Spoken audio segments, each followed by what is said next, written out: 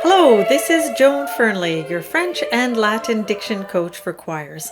And in this video, we will look at the amazing piece by Francis Poulenc, the Litanie à la Vierge Noire.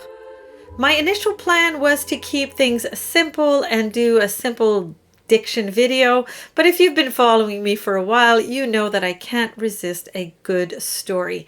And this one certainly delivered. It's many layers of history and legends, and where one story just leads into another. And it turns out that these stories are essential to understanding the lyrics in this piece. So do feel free to jump ahead to the diction part of this video. But in the first half, I am going to look at the many layers of the story of these litanies. I would like to thank Arte Singers who requested I do this piece. Thank you very much. I've linked their website in the description box below. Now, I do indeed read your comments and I appreciate your suggestions. So like, share, subscribe, and comment below. Let me know if you're working on this piece. I think it's been underperformed lately, and it's probably because it might be misunderstood. So I hope this video will shed some light on this, because Poulenc's music is truly beautiful, although it can be deceivingly difficult, but it's always satisfying. This piece is titled Les Litanies à la Vierge Noire de Rocamadour, or the Litanies to the Black Madonna of Rocamadour. So right out of the gate, we're confronted with a few questions. What is a litany? What is a Black Madonna? And what is Rocamadour? And that's just the title. Once we take a closer look at the lyrics, it raises a few other questions. And of course, why did Poulenc write this piece? So these are the 5 questions that I will be tackling in this first part. But in the interest of full disclosure, I am not a historian, but I rely on the work of published historians. These historians are experts in their field, but their work may not be accessible to some of you because they are mostly published in French and in some cases are only available in print. So I link to my sources in the description box below so that you can check them out, but mostly to acknowledge their work. Each section could be its own video, but in the end I decided to let Poulenc be my guide and stay focused on what's relevant to this piece. So now let's tackle these questions one by one, beginning with the first question: what is a litany? Well, a litany is a type of prayer, and more specifically, it's a prayer of supplication, ultimately for your soul in the afterlife. But if you happen to be living at a time of turmoil with wars and plagues and famines, you might also be praying for your life here on earth. Now, the litany has 2 major characteristics. First, it's quite formulaic with plenty of repetition. And the word litany has entered into our language. We will say that a friend of ours might have a litany of complaints. And that means that our friend has more than 1 or 2 complaints. They have a very long list of complaints. The second characteristic is that the litany is antiphonal, which means that it follows a call and response pattern. So you would have a cantor sing a line to which everyone sings a response. And for most lines of the litany, the response is "pray for us." And in Poulenc's piece, you get the French response, "Priez pour nous." And if you were singing a Latin litany, you would have "Ora pro nobis." Litanies have been around for ages, and they're not unique to Christianity. And it's not surprising because the pattern of call and response with lots of built-in repetition doesn't require any sheet music. Even the assembly doesn't need to know how to read. It's easy to teach. You can sing it just about anywhere. So it's perfect for accompanying a religious procession. And there were many religious processions for many feast days, saint days, and no doubt more when times were hard. In fact, the litanies were so popular in the Middle Ages that you might say there was a litany of litanies.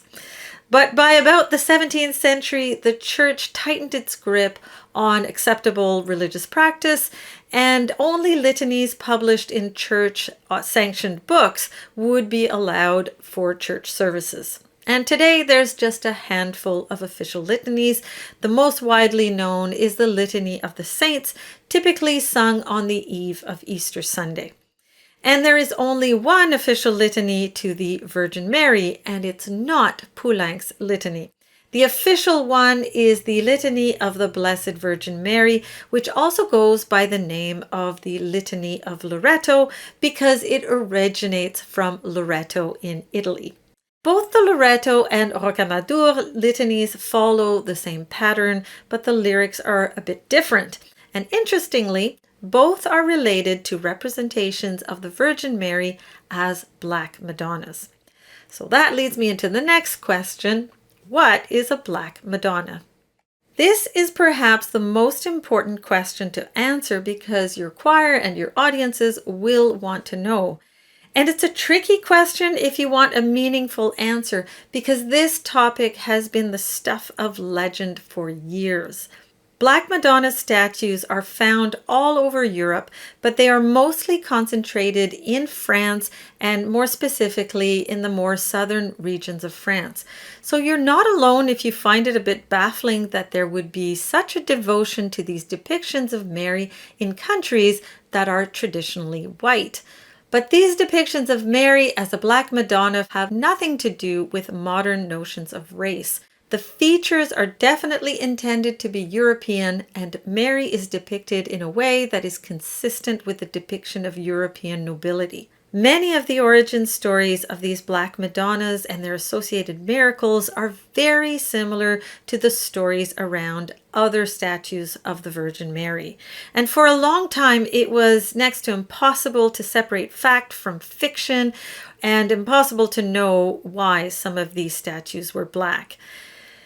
There have been theories around these statues for ages. The top three are first that some were not really Black but made of dark woods. Some became Black from years of exposure to candle smoke and grime, or even the wood may have changed color due to paints or metals. Or some might be a vestige of pre-Christian pagan traditions, either the local Celtic traditions or pre-Christian Roman traditions. But according to historian Sophie Cassagne-Brouquet, as well as scientific analysis conducted on some statues, these stories don't hold up to scrutiny. Of course, some were made of darker woods, and no doubt some darkened over time, but it's just not enough to explain the phenomena. But it's worth addressing the third theory because it's not as far-fetched as we might think. For the most part, the Christianization of Europe in the first millennia was relatively non-violent. The strategy was to convert pagan temples into churches and to shift the focus from pagan gods to saints. So from that perspective, Mary could serve as an equivalent to a pagan goddess. Statues of the Egyptian god Isis holding her son Horus have been found in France, and they look a lot like some of the Black Madonna statues. And there are also Celtic depictions of goddesses in similar mother and child poses. But again, historian Cassagne-Brouquet points out some undeniable facts. The Egyptian statues that have been found in France were found in urban locations, which is not where we find the Black Madonnas. And despite finding plenty of Celtic goddesses, none of them are Black. So ultimately, even if Marian devotions can be associated with pagan traditions, it's not enough to explain the popularity of the Black Madonnas in Europe. And the answer may in fact boil down to marketing. It turns out that the Black Madonna statues that have been scientifically analyzed or restored were in fact painted black later, around the 16th and 17th centuries. Prior to that, the statues were polychrome. The one from Rocamadour is no different. The statue itself was recently carbon dated to the 12th or 13th century, but it was originally polychrome with silver plating and likely painted black in the late 16th or early 17th century. It appears that the Black Madonna was a trend that caught on, but nobody knows who started it and whether it was intentional or some kind of coincidence. But there's no doubt that black added a certain mystery or mystique to the statue. It could even evoke a connection to the Holy Land as a kind of relic that would have been brought back during the early Crusades. There might even be a story where one might claim a connection to apostolic times. So if one sanctuary happened to have a Black Madonna and they attracted more pilgrims and more money, you might just decide to give your own statue a makeover along with an embellished origin story. The Rocamadour Madonna is no different. One story claims that the statue was carved by none other than Lazarus from the New Testament. And how could a statue carved by Lazarus find its way into the middle of France? To answer that question, we need to look at the history of Rocamadour. Rocamadour is a municipality in southwestern France and home to the Rocamadour Sanctuary. The sanctuary is a collection of chapels and buildings built right into a cliff and above the village. It's surrounded by breathtaking scenery and it just seems to defy gravity. Human presence in the area goes back millennia, and early people would have found refuge in the many caves of the area. One nearby cave contains wall paintings from the Upper Paleolithic period, and another contains human remains from the Bronze Age. The earliest documented mention of the existence of a church of any kind at Rocamadour dates back to two papal bulls from 1105 and 1115. These are official documents which in this case are related to a dispute between two abbeys regarding the ownership of a church or chapel at Rocamadour. The abbeys of Tulle claim that this church was given to them by the Bishop of Cahors in 968. There's no document proving this claim, but no doubt a church existed at least as early as the 10th century. The origin of the name Rocamadour is also not entirely clear. On the surface, the name means the rock of Amadour, where Amadour is a person, and the name means the one who loves. It's like amateur or amateur. But more likely, it originated from the word rocamajor, and major, major, refers to a large cave that acted as a shelter. Now you can see how easily the word might shift from rocamajor to rocamator to rocamadour. It's possible that the shift from rocamajor to rocamator is related to a late 4th century bishop from Auxerre known as Saint-Amatre or Saint-Amator.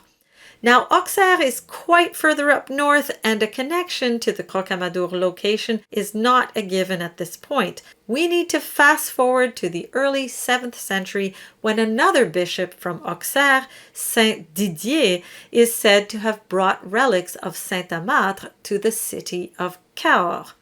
So far, the existence of these bishops is documented. What's not clear is what those relics might have been, because most of Saint-Amatre remained in Auxerre. However, the relic could be something that the bishop touched. It could be his cloak or even just a piece of his cloak. Now, Cahors is still an hour's drive away from Rocamadour, which isn't exactly close by, but Cahors was a disputed city that suffered quite a bit of destruction at the hands of both Vikings and the Saracens. So you could imagine that a few monks might have taken the Saint-Amatre relics to a much safer location. But what's also very likely is that someone made up a story and basically claimed to have these Saint-Amatre relics. This is a time when claims around relics really got out of hand, and multiple churches would claim the same relics. Competition was fierce, it turned into a bit of an arms race, and everybody wanted a piece of the action. Building a church and maintaining it could cost you an arm and a leg, and if you could boast having precious relics, you could attract pilgrims and money would follow. What we do know is that the story of Rocamadour picks up in the mid-12th century when it begins to be documented as a pilgrimage destination. So the story goes that in 1166, a cleric's dying wish was granted, which was to have the honor of being buried on site. So as they dug the grave, so the legend goes, they discovered a perfectly preserved body. This was clearly a miracle, which means that this was a saint. And who could that saint be? Well, some immediately suggested it was Saint Amatre, but he was mostly still in Auxerre. So it was decided that this had to be a different saint by the same name, Saint Amadour. And this Saint Amadour also went by another name. This was Zacchaeus, who was the tax collector in Luke's Gospel. Not only that, but Zacchaeus' story was embellished in the Middle Ages, and he was said to be the faithful servant of Mary's family. He would have been married to Saint Veronica, and the couple would have traveled to France to flee persecution. Saint Veronica would have died not long after, and Zacchaeus, or Saint Amadour, would have eventually made his way to the Quercy region, taken refuge in the natural caves, and lived the rest of his days as a hermit. As the devoted servant to Mary, it was only natural that he would build a chapel dedicated to her right where the sanctuary stands today. And this chapel would house the statue carved by Lazarus that he would have brought back with him. A story like this was not unusual in the Middle Ages. It just wasn't enough to claim an early bishop as your local saint. You would want an apostolic connection. So the story would be rewritten, you would turn back the clock, and you would recount how this saint was sent on a mission by an apostle to Christianize Western Europe. Now, the final element that put Rocamadour on the pilgrim's map was the Book of Miracles from 1172. And again, this was very common in the Middle Ages for sanctuaries to have a book that listed all the miracles that happened in that place. Now, the 12th century was still early days for Rocamadour, and apparently it was initially visited by nobles and even royals. The most notable early visitor of the 12th century was Henry II of England, the Plantagenet king, along with his right-hand man, the Archbishop of Canterbury, Thomas Becket, in 1159, and then the king returned again on his own in 1170. And according to historian Michel Fournier, the timing of the early events at Rocamadour might have been political. Through his marriage with Eleanor of Aquitaine, the king gained quite a bit of French territory, but the region that included Rocamadour wasn't secure. His 2 visits would have been a way to gain support. And according to Fournier, the Book of Miracles may have been written in a way that would have been favorable to the king's claim. I feel like I've only scratched the surface on such a rich history.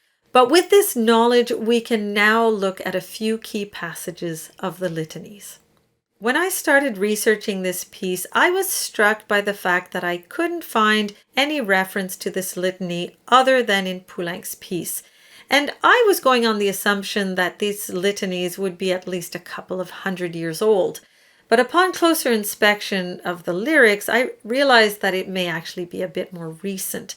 And I also read somewhere, but unfortunately I haven't been able to track down where I read this, but that Poulenc would have found this prayer on the back of a prayer card. This is the kind of prayer card that people would have taken home with them after visiting Rocamadour. Up on the screen, you can see the full set of lyrics, and it follows the standard pattern beginning with a Kyrie and ending with an Agnus Dei, which are of course here in French. What we're going to zoom in on are the verses that are specific to Rocamadour. And we begin with the 2 invocations, Holy Virgin Mary, pray for us, Virgin, Queen, and Patron, pray for us.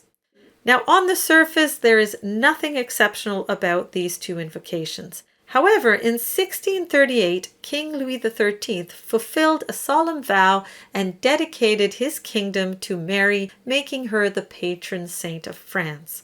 He made this vow in 1632 when he prayed for a male heir and for success at the siege of Corbie. His prayers were answered, he was victorious at Corbie, and his first son, the future Louis XIV, was born in 1638.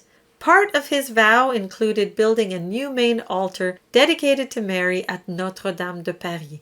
Louis XIII died before he could fulfill that part of his promise, and so it was left to Louis XIV. And if you've been to Notre-Dame, this is the main altar you saw with father and son on either side of a statue of Mary as a Pietà. Thankfully, the work survived the 2019 fire.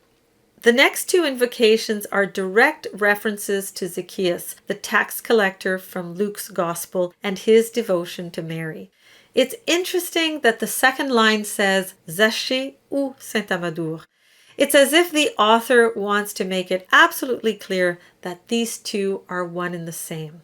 The next invocation states that Saint Martial consecrated the sanctuary and celebrated Mass.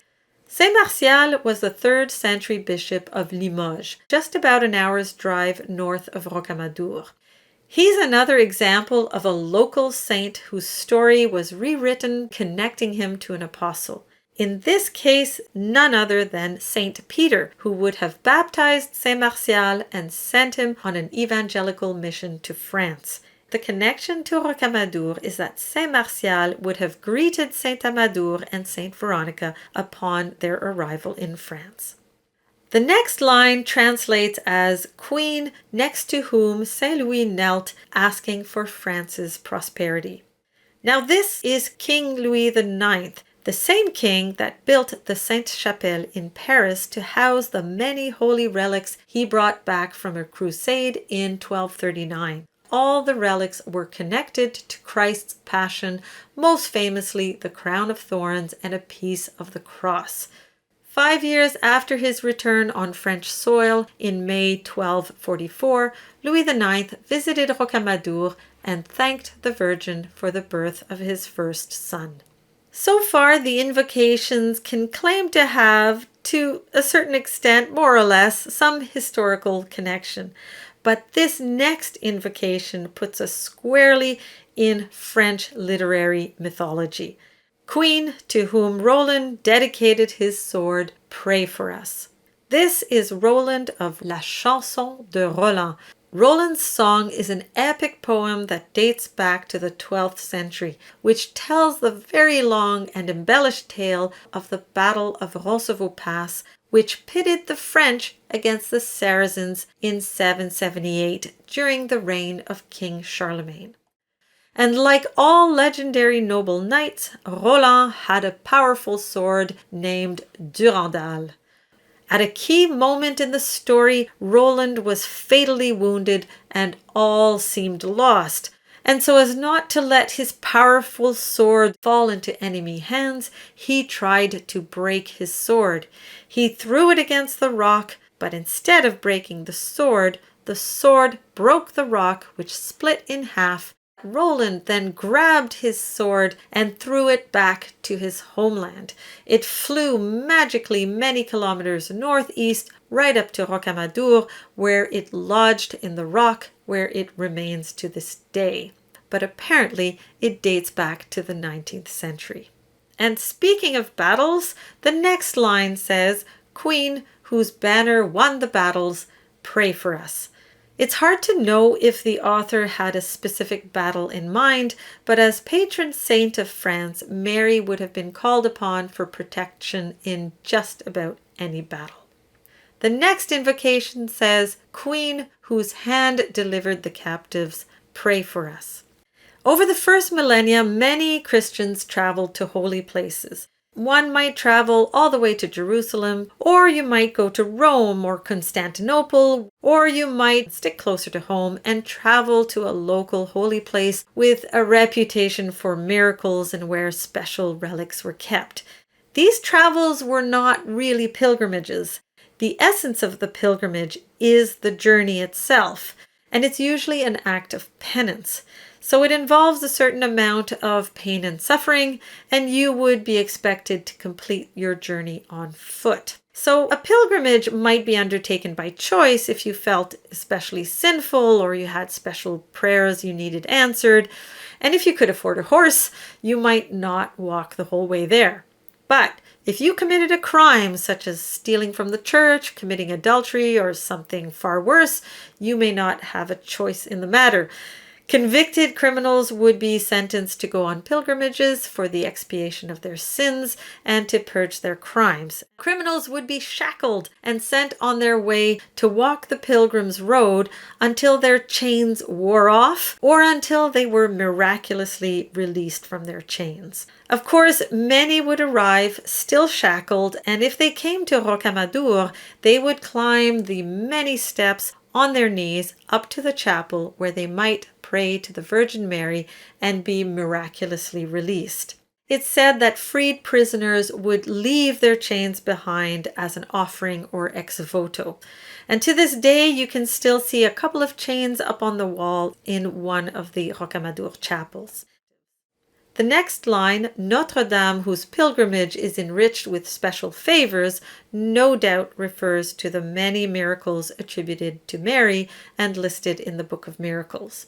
And this is followed by the invocation, Notre Dame, that impiety and hate sought to destroy. From the beginning, Rocamadour was vulnerable to pillaging and neglect. The impiety refers to the destruction and pillaging that Rocamadour would have suffered at the hands of the Huguenots, the French Protestants, in 1562. And the hate refers to the reign of terror of the French Revolution when churches were under attack. But despite the destruction, the looting, and the neglect that stripped Rocamadour of much of its wealth, the Black Madonna remained, and her survival against all odds was seen as proof of her powers and mystique. The final invocation in this litany that is unique to Rocamadour is Notre Dame that nations visit as they did in the past. This is the line that tells me that this litany is relatively recent. It literally says that nations are visiting today as they did in the past. So reading between the lines, it suggests that there might have been a time when Rocamadour was almost forgotten. In fact, by the 19th century, the Rocamadour sanctuary was in terrible shape. Nature was taking over, literally with a tree growing in one of the chapels. It was said that if nothing was done, its days were numbered. And so a massive restoration project began in 1858 and it was completed in 1872.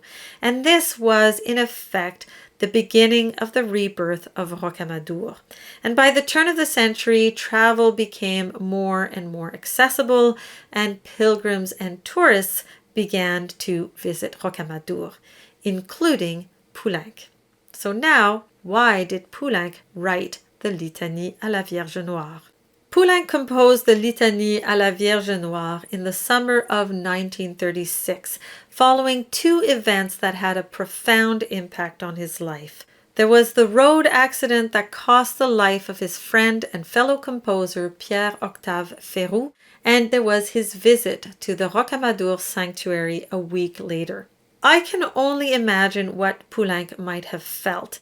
He was grief-stricken and profoundly moved by what he described as an atmosphere of peasant devotion at Rocamadour. And it's in this state of mind that he meditated on human frailty and where he began to reconnect with his Catholic heritage that was instilled in him by his devout father. Up to that time, Poulenc had little interest in the church, and he had yet to compose any sacred music. His litanies are considered his first sacred music composition and the beginning of a new chapter in his composing career that would include many more sacred pieces. This is the standard story, and as much as it's accurate, I think it misses an important point, because from our vantage point, almost a century later, it seems almost inevitable that any composer in Poulenc's shoes would have arranged the litanies. But I would argue that it's not nearly so obvious. And in fact, I'm convinced that this amazing choral piece could only exist because Poulenc was such a unique composer. And here's why. 20th century composers didn't typically arrange litanies, and a grieving composer would more likely get started on a requiem. The repetitive and predictable pattern of the litany that makes it so great for religious processions and prayerful meditations is the reason why it wouldn't be a suitable text for a concert piece. Litanies don't scan like poetry. Each line can be of varying length, which can make for awkward musical phrasing. Litanies don't tell a story. It's just one invocation after another. And very often litanies are not literary works. They just serve a function.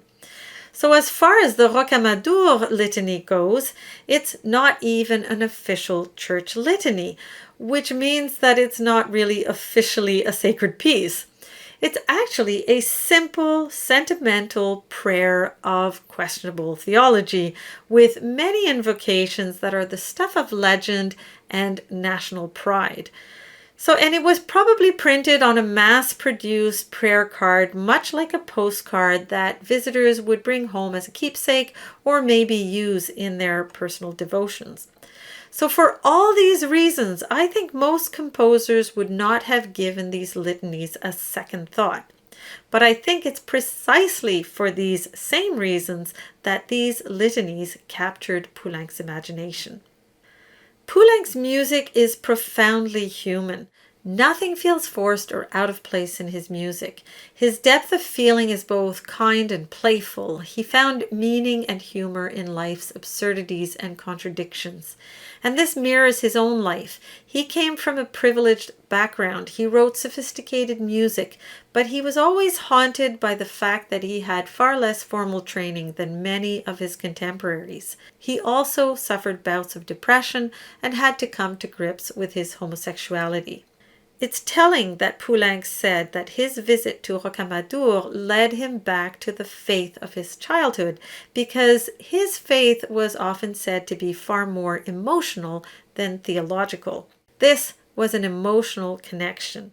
I imagine him being captivated by this sentimental and slightly absurd prayer that somehow captured the essence of Rocamadour. And he said it himself. In this work, I have tried to express the feeling of peasant devotion which had so strongly impressed me in that lovely place. The Litanie à la Vierge Noire is truly a unique piece that could only have come from the equally unique Francis Poulenc. Seigneur, ayez pitié de nous. Jésus-Christ, ayez pitié de nous. Jésus-Christ, écoutez-nous. Jésus-Christ, exaucez-nous. Dieu le Père Créateur, ayez pitié de nous. Dieu le Fils Rédempteur, ayez pitié de nous. Dieu le Saint-Esprit sanctificateur, ayez pitié de nous. Trinité sainte, qui êtes un seul Dieu, ayez pitié de nous. Sainte Vierge Marie, priez pour nous. Vierge, Reine et Patronne, priez pour nous. Vierge que Zachée, le publicain, nous a fait connaître et aimer. Vierge à qui Zachée ou saint Amadou éleva ce sanctuaire, priez pour nous. Reine du sanctuaire que consacra saint Martial et où il célébra ses saints mystères.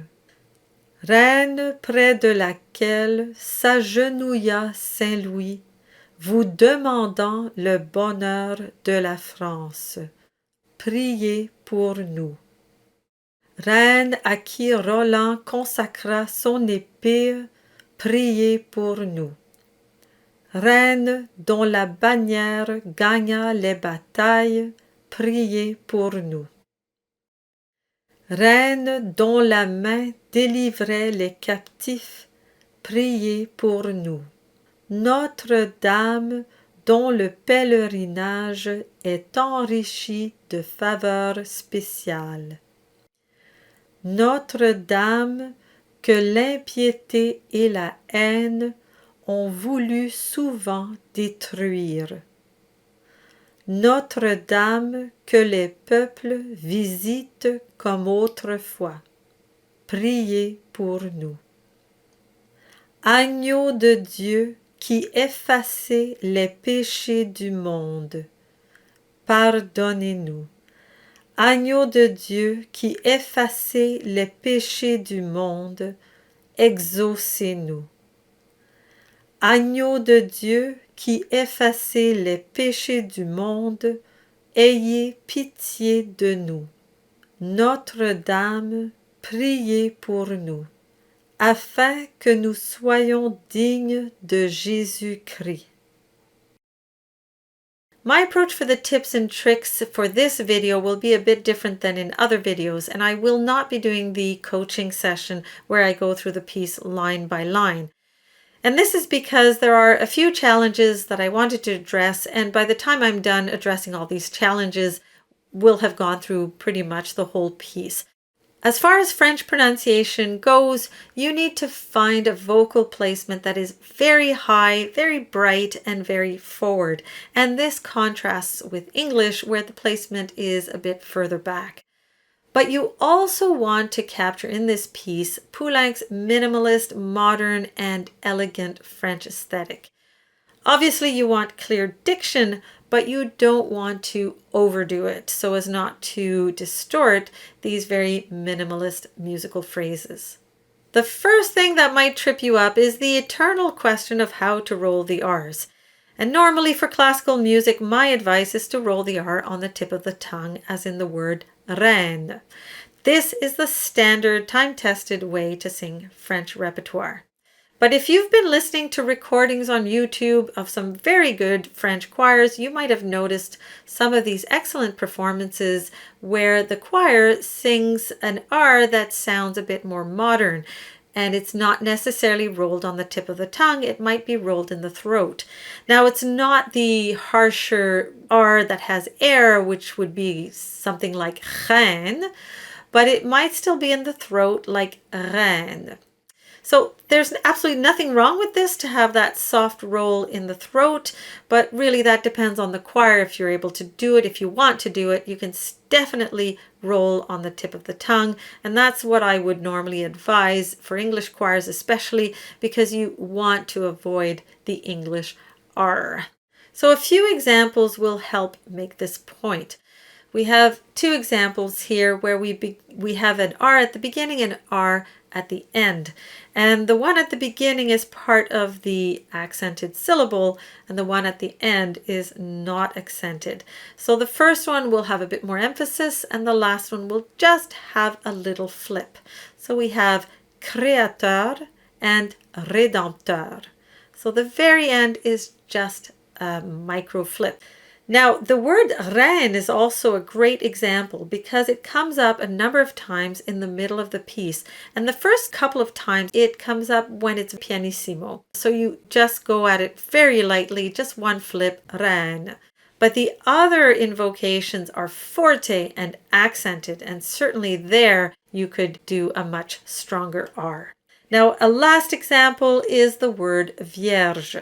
And this is also a good example of a very light R because out of all these consonants, the R is the least important. The V is the most important, but the R is right next to the next syllable that starts with a j sound. So you have vierge. So the flip of the R is very light because you don't want to get in the way of your next syllable. So all of this is very subtle, and I really don't want you to overthink it. But once in a while, it's good to stop and think about it, sort it out, and then stop thinking about it. So ultimately, if you focus on the legato, the meaning of the words, the minimalist lines, hopefully the R's will sort themselves out. Next is the pronunciation of Christ. And here we're voicing the S and the T. However, if we have Jésus in front of the word, we say Jésus Christ. And this is just one of those idiosyncrasies. Typically in French, we drop the ending consonants quite often, not always, but quite often. But they might stay in the word when the word is quite short or when there might be some confusion with other words. So when Christ is on its own, if we didn't have the ST, it would just be cri. And actually, cri would be to scream as well. So it's not particularly elegant, and it can cause a bit of confusion. So we bring the ST back in. And there are a few words like that in the French language where this sort of thing happens. And a good example of that is the word fils. So the son of God, or my son, for instance, would be mon fils. And so we drop the L and just pronounce the S. But interestingly, this word is also has another meaning, and that is threads. And in this case, we don't pronounce the S, but we pronounce the L. And we would say fil to say thread. Now, going back to Jésus Christ, in the church tradition, and this is a very recent change, Jésus Christ has shifted to Jésus Christ. However, in this piece, you should sing Jésus Christ because that is how Poulenc would have heard it. That is how it was pronounced in church, and that is how the Dictionnaire de l'Académie Française does state the pronunciation of Jésus Christ. As I mentioned at the outset, the French sound is very bright and very forward. And to get that sound, it's important to not overextend your mouth. Of course, that might seem counterintuitive. Conductors are always asking their singers to open, but the opening is more on the inside. It's a lot like a polite yawn. If you were trying to yawn with your mouth closed, you would feel your ears almost popping. And that's the opening we want. We want that on the inside to be very open, very high, but the lips don't move all that much. It helps you avoid the diphthong. So for example, in the word prier, prier, the A stays almost in the same space as I, prier. And if you open, you would get prier, and the diphthong would come in. But if you keep things nice and small, odds are you will not get that diphthong. And so we have a few other words. There are words like épée, impiété, and ayez. And just a note on ayez, the A, it's not ayez, because the Y acts like an I and it modifies the A. And so we get the S sound. And the Y is more than just an E sound. It actually has a bit of a kick to it. It has a bit of a Y to it. So prier just travels between E and A, and ayez has that little kick. But be careful not to scoop when you're singing ayez. So you don't want too much because then the sound will scoop. Now in the phrase we have ayez pitié de nous. And de is a challenging, it's very short and it's challenging anytime you see these sounds. And they're referred to as a schwa, but it's very important not to close the sound too much. There is a certain relaxation that happens. So you have ayez pitié de. It's still sort of rounded, but you don't want to make it too close, because what I hear sometimes is de, du, or something like that. So it's de, as if you were saying D-U-H, de. It's just a little rounder than de. Ayez pitié de. And then you have nous, and that's a completely different shape. Nice and round, very much like an owl. Hoo-hoo, de nous. Another word that is challenging and that is very small is the E in Dieu. And what might happen is if you open too much, you'll get Dieu, or you might get Dieu. I often hear the confusion between E and OU. So make sure you get a nice E sound. Dieu, not Dieu or Dia or anything like that. And that confusion between the E and the OU is quite common, so you'll want to work on that. Now, Dieu is the only word that has that very closed E sound, and all the other EU sounds are the open E sound. And most of them end with the R. So you have créateur, rédempteur, sanctificateur, and faveur. So again, be careful not to substitute the OO sound. Now in the word, for instance, faveur, there is an A sound, and that is an A, it's not A, but it's A, as in cat. And that A sound is actually very useful to help you anchor the sound, because they're both a bit open. Faveur, or créateur, and so on. So that A can actually help you. And then a quick word on the O sound, because every time you see an O, unless it's modified by the end to make O, but when you have a true O there, it's the open O in all the cases. You have pardonner, patronne, connaître, bonheur, Roland, Notre-Dame, and comme. But there are closed O's. They just aren't associated to the O. They're associated to AUs and EAUs. So you have exaucé, autrefois, and agneau.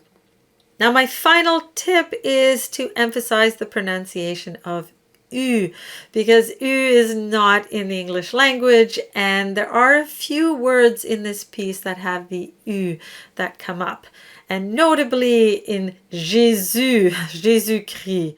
So the U sound is an E sound that is rounded, and you really want to round your lips, and you want to feel the muscular tension in the lips. So you start with an E and you switch to the U.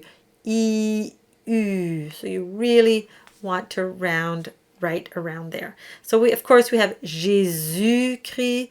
And another tricky one is that I've heard, unfortunately, very good choir, but this word came out, is publicain. And the temptation is so strong to sing publicain, but it's publicain. It's pu, not pou, publicain. And this next group of words is really good to practice this, because you have quite a few back-to-back words. On voulu souvent détruire. So you're probably best to start with détruire, because that's the hardest word, and work backwards. You have the E sound and the U that comes before. U-I-re. U-I-re, and then put it together. Détruire. And then do the whole, well, it's just the ending of one of the invocations. On voulu souvent détruire. And if you can get through that part of the phrase, you're probably got your U's just right. And finally, I want to talk about this word, because it does look a little scarier, but it's actually easier than it looks. The I-double-L can really throw people off, and that combination, the I-double-L, is just like a Y. So you can sort of take those letters out and put a Y instead, and it's simply s'agenouilla. S'agenouilla. Well, there you have it, the Litanie à la Vierge Noire by Francis Poulenc. I really enjoyed researching this piece. There was so many pieces of history that I didn't know so well, just passing knowledge, but I feel like I've lifted the veil and took a deeper dive into Black Madonnas, the sanctuaries, the pilgrimages, and some medieval history. So this was really interesting for me, and I hope that I've also pulled the veil, so to speak, for you as well, and that you'll find opportunities to perform it with your choir. So let me know in the comments if you've sung it or if you plan to do it, and of course, like, share, and subscribe. Thank you for watching, and I will see you in the next video.